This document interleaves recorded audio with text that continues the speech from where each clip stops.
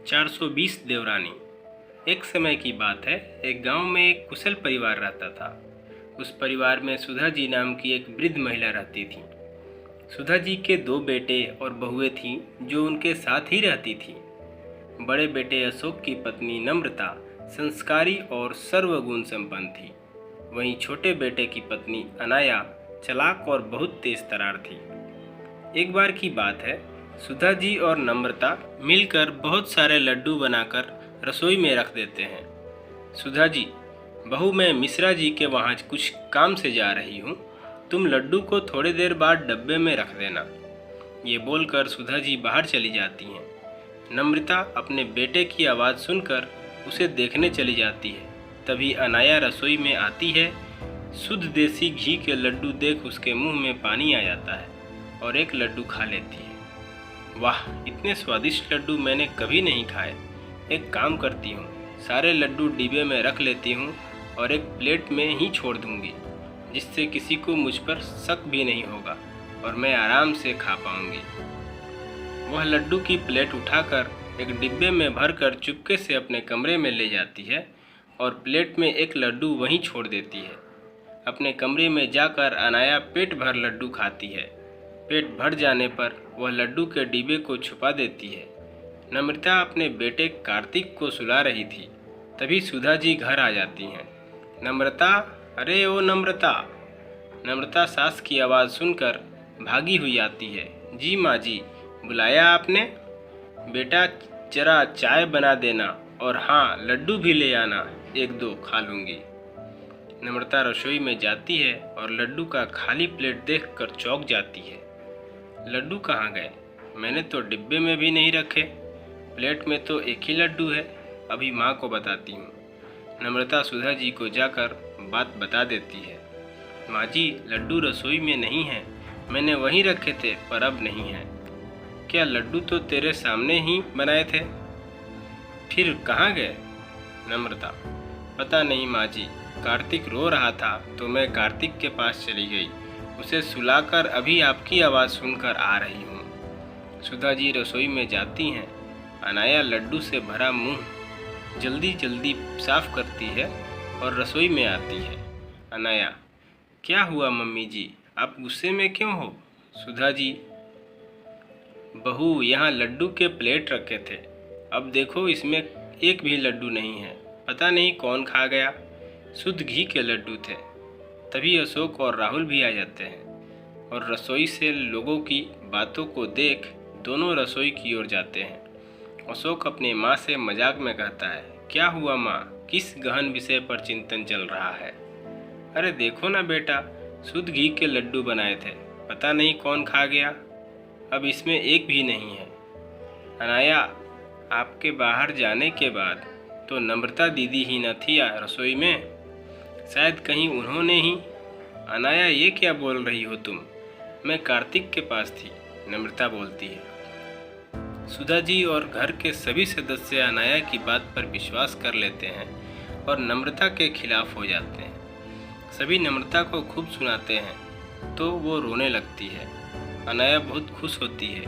वो खुद से कहती है, इन लोगों को बेवकूफ़ बनाना कितना आसान है।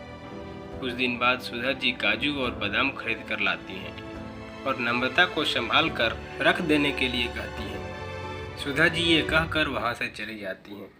नम्रता काजू और बादाम के डब्बे को अलमारी में रख देती है।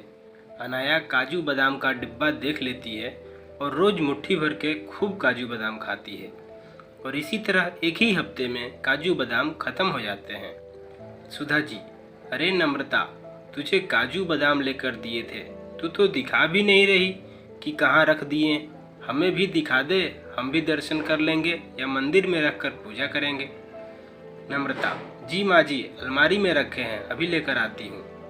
ये बोलकर नम्रता रसोई में जाती है और काजू बादाम का डब्बा निकालती है, पर डिब्बे में तो काजू बादाम ना के बराबर थे। ये देखकर नम्रता चौंक जाती है और रोने लगती है। नम्रता की रोने की आवाज़ सुनकर सुधा जी और घर के सारे सदस्य रसोई में आते हैं। नम्रता को रोता देख सुधा जी बोलती हैं, अरे क्या हुआ, रो क्यों रही हो? माँ जी, काजू बादाम यहीं रखे थे, पता नहीं कहाँ गए। क्या 4 दिन पहले ही तो लाई थी काजू बादाम का डब्बा और ख़त्म भी हो गया। अनाया अपनी चोरी छुपाने के लिए फिर नम्रता पर इल्ज़ाम लगा देती है और कहती है, नम्रता दी, खाने का मन था तो खाइए, लेकिन ऐसे चोरी करना ठीक नहीं है दीदी। सुधा जी, पता नहीं इस घर में क्या हो रहा है, खाने की भी चोरी। अरे बहू, थोड़ा बहुत दूसरों को भी चखा दिया करो, इस घर में और भी लोग रहते हैं। यह बोलकर सभी चले जाते हैं और नम्रता रोने लगती है। कुछ दिन बाद अनाया की दोस्त रिया का फ़ोन आता है। रिया, हेलो अनाया, कैसी हो। अनाया, मैं ठीक हूँ, और तुम बताओ, इतने दिनों बाद कॉल किया। रिया, घर के काम में न बिजी रहती हूँ, चलो ना हम दोनों कल मिलते हैं, शॉपिंग करेंगे, खाएंगे पिएंगे। अनाया, अच्छा ठीक है, कल मिलते हैं। वैसे भी शादी को 2 महीने हो गए, कहीं घूमने भी नहीं गई मैं, राहुल को तो टाइम भी नहीं मिलता। रिया, ठीक है तो कल मिलते हैं, तू तैयार रहना। अनाया खुद से कहती है, मैंने रिया को तो हाँ बोल दिया, पर पैसे कहाँ से लाऊंगी। बाहर जाने का मतलब पैसों का खर्च होना। अब अनाया पैसों की जुगाड़ में लगी। वो सुधा जी के कमरे में गुजरती है, तभी अशोक सुधा जी को 10,000 रुपये रखने के लिए देता है। अब रात होते ही अनाया सुधा जी के कमरे में जाती है और 10,000 की गड्डी चुरा लेती है। सुबह होते ही अशोक 10,000 सुधा जी से मांगता है। माँ, वो 10,000 दिए थे ना, वो देना, दोस्त को वापस करने हैं। वह लेने के लिए आ रहा है। सुधा जी कमरे में पैसा लेने जाती हैं। जैसे ही अलमारी खोलती हैं तो पैसे कहीं नहीं मिलते। सुधा जी चिल्लाती हैं। चिल्लाने की आवाज़ सुनकर सुधा जी के परिवार के सभी सदस्य सुधा जी के कमरे में जाते हैं। अशोक, क्या हुआ माँ, अब चिल्ला क्यों रही हो और इतनी घबराई हुई क्यों हो। सुधा जी, मैंने यहीं 10,000 रखे थे, अब नहीं है, पता नहीं कहाँ चले गए। अशोक, नहीं है मतलब। माँ, वो पैसे मेरे दोस्त के थे, वो आने वाला है, मैं कहाँ से ला कर दूंगा उसे। सुधा जी, कहीं ये काम बाहर के किसी आदमी का तो नहीं, लेकिन हमारे घर में कोई आता भी तो नहीं। अशोक, हाँ माँ, आप सही कह रही हैं, अब मैं पुलिस को ही बुलाता हूँ। सुधा जी, हाँ यही ठीक रहेगा, हमारे घर में कुछ ना कुछ चोरी हो रहा है, अब ये पैसे भी चले गए।